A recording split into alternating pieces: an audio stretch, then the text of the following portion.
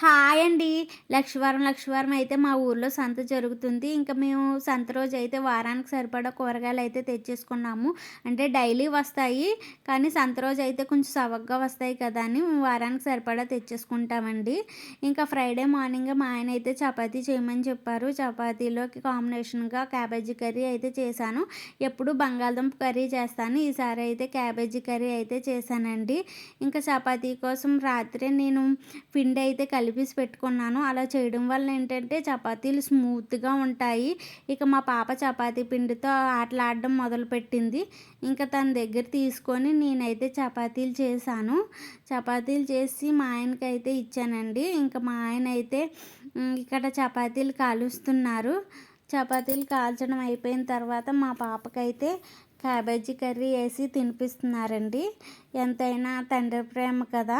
ఇంకా తను టేస్ట్ చూసి సూపర్ ఉన్నాయని చెప్తుంది. ఇంకా తను తినిపించేసిన తర్వాత తను కూడా టేస్ట్ చూసారు. సూపర్ ఉన్నాయని చెప్తున్నారు. Bye bye.